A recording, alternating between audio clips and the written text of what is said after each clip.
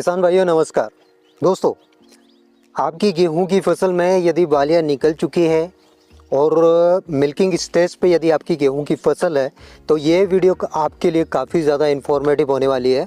देखिए दोस्तों, last stage पे अभी जो हमारी गेहूं की फसल लास्ट स्टेज पे है और इस समय हमारे किसान भाइयों के बहुत सारे कन्फ्यूज़न रहते हैं कि भाई अब फास्फोरस देना चाहिए या फिर पोटास देना चाहिए या फिर दोनों का कॉम्बिनेशन देना चाहिए, क्योंकि अगर क्वालिटी की बात आती है तो उसमें फास्फोरस और पोटास का सबसे ज़्यादा रोल होता है।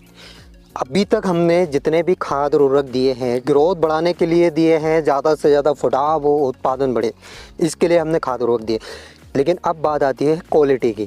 क्वालिटी कैसे सुधारा जा सकता है? देखिए दोस्तों, फास्फोरस कब दिया जाता है और पोटास कब दिया जाता है, इसके बारे में डिटेल में मैं आपको समझाने वाला हूँ। देखिए दोस्तों, बताने को तो मैं 2 मिनट में बता भी सकता हूँ कि नहीं आपको इतने दिन में फलानी चीज़ का छिड़काव करना है, इतने दिन में ये छिड़काव करना है, वो छिड़काव करना है, और आप सुन के चले भी जाओगे। लेकिन मैं इस तरह से डिटेल में आपको बताने वाला हूँ जो आपको लंबे समय तक काम आएगी। डिटेल में बताने का ये मतलब है, जैसे फास्फोरस यदि हम दे रहे हैं तो इस चीज़ की हमको जानकारी होना चाहिए कि फास्फोरस का मेन काम क्या होता है और किस अवस्था में हमको देना चाहिए, कितने दिन की गेहूं की फसल में हमको देना चाहिए। पोटास यदि हम दे रहे हैं तो पोटास के बारे में एक एक हमको जानकारी होना चाहिए कि पोटास का काम क्या है। जो चीज़ हम दे रहे हैं, जो चीज़ हम छिड़काव कर रहे हैं, उसके बारे में हमारे पास A to Z जानकारी होना चाहिए। यदि आपके पास जानकारी है तो आप देखोगे अगली बार जब भी आप गेहूं की फसल लगाओ रिजल्ट 2 गुने मिलेंगे। अब देखिए, ये गेहूं की बाली आप देख पा रहे होंगे, ये मिल्किंग स्टेज पे है, मतलब आप दाना दबा कर देखोगे तो इसमें दूध टाइप का निकलेगा। अगर मिल्किंग स्टेज पे आपकी फसल है तो उस समय गेहूं की फसल को ज़रूरत होती है पोटास की, और यदि बालियाँ निकल रही है पूरी तरीके से अभी नहीं निकली तो उस स्टेज पे फास्फोरस और पोटास का कॉम्बिनेशन आपको देना है।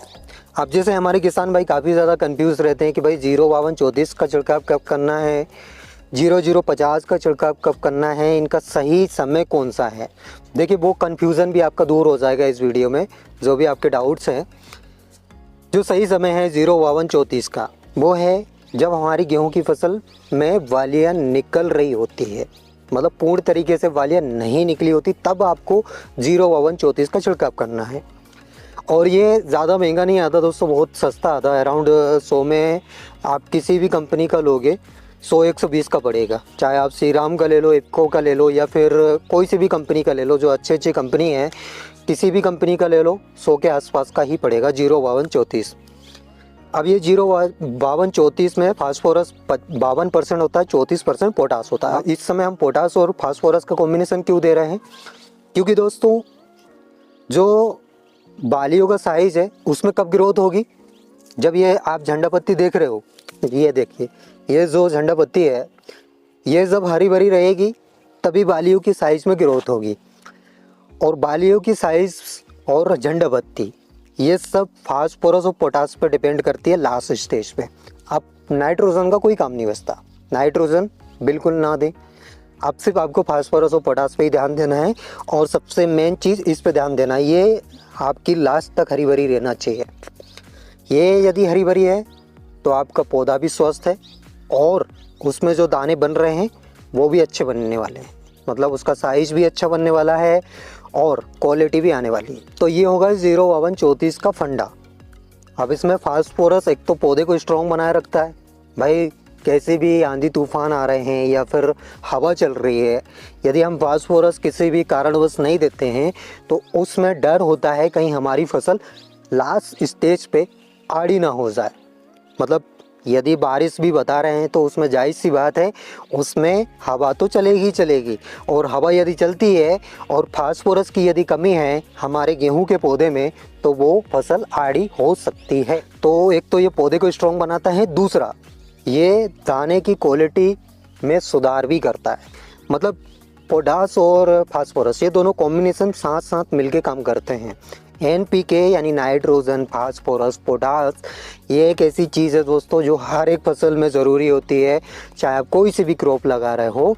अनाज वर्गीय, स्पेशली अनाज वर्गीय फसलें जितनी भी है, धान, गेहूँ, जितनी भी अनाज वर्गीय फसलें, उसमें NPK का बहुत ज़्यादा रोल होता है। माइक्रो मैक्रो न्यूट्रिएंट्स में NPK का फंडा यदि आपने समझ लिया तो ये समझ लीजिए आप फसल से 2 गुना उत्पादन लोगे हर साल। ये हो गया फास्फोरस और पोटास का कॉम्बिनेशन और उसका फंडा। अब ये 0050, इसका क्या फंडा? इसमें भी हमारे काफ़ी किसान भाई कंफ्यूज रहते हैं कि भाई ये हमने फास्फोरस तो दे दिया, अब पोटास क्यों दे? क्वालिटी की बात है तो वो तो फास्फोरस भी बनाएगा, लेकिन आपको एक चीज़ बता दूं, लास्ट स्टेज पे पोटास का ही सबसे मेन ज़्यादा रोल होता है। यदि आपकी गेहूं की फसल मिल्किंग स्टेज पे है, मिल्किंग स्टेज का पता कैसे लगाना है? ये वाली है, इसको लेना है और सिंपली दबाकर देख लेना है। यदि इसमें से दूध निकल रहा है तो समझ जाइए हमारी जो गेहूं की फसल है मिल्किंग स्टेज पे पहुंच चुकी है। अब हमारी फसल में फास्फोरस का छिड़काव ना करते हुए पोटास का ही छिड़काव हमको करना है। फास्फोरस का छिड़काव हमने पहले कर दिया, अब फास्फोरस की ज़रूरत नहीं है हमारी फसल को, अब सिर्फ पोटास ही आपको देना है। पोटास में क्या ले सकते हो आप? 0050। अब ये भी आप अराउंड 150 के लगभग पड़ेगा, 150 के अंदर ही पड़ेगा। जो भी आप कंपनी लोगे, मतलब 150 से ऊपर नहीं जाने वाला, 150 से नीचे ही रहेगा। तो ये पोटास का लास्ट स्टेज पे आपको छिड़काव करना। इसके बाद गेहूं की फसल में कुछ भी छिड़काव करने की आपको ज़रूरत नहीं है। देखिए, नाइट्रोजन के टाइम पे हम नाइट्रोजन दे रहे हैं, फास्फोरस के टाइम पे हम फास्फोरस दे रहे हैं, पोटास के टाइम पे हम पोटास दे रहे हैं। पूरा कॉम्बिनेशन हमने मिला के रखा है। और यदि ये सब आप समय समय पे दे रहे हो तो 101% गारंटी है मेरी, आपको इस बार गेहूं की फसल से एक बेहतर उत्पादन मिलने वाला है। ये मैं लिख के दे देता हूँ, क्योंकि हमारे किसान भाई क्या करते हैं, अधिकतर हमारे किसान भाई लास्ट स्टेज पर बहुत सारी गलती करते हैं। देखिए, पानी अगर आप चला रहे हो तो काफ़ी किसान भाइयों को मैंने देखा है कि लास्ट स्टेज तक नाइट्रोजन का छिड़काव करते हैं, मतलब जितनी बार पानी लगा रहे हैं उतनी बार यूरिया का छिड़काव कर रहा है, और लास्ट स्टेज पे नाइट्रोजन का कोई भी काम नहीं बचता। मतलब 60 दिन के बाद आप भूल जाइए नाइट्रोजन हमको हमारी गेहूं की फसल में देना, बिल्कुल नहीं देना। नाइट्रोजन का बिल्कुल भी छिड़काव नहीं करना। कोई अगर नैनो यूरिया का बोलता है तो वो भी आप सिर्फ 60-65 दिन तक छिड़काव कर सकते हो। बाद में जब नाइट्रोजन की ज़रूरत पड़ती है पौधे को, वो क्यों पड़ती है? जब हमारी गेहूँ की बाली में जो दाने बन रहे होते हैं उसमें जो प्रोटीन रहती है, जिसको ग्लूटीन कहा जाता है, वो ग्लूटीन के निर्माण में नाइट्रोजन की ज़रूरत पड़ती है।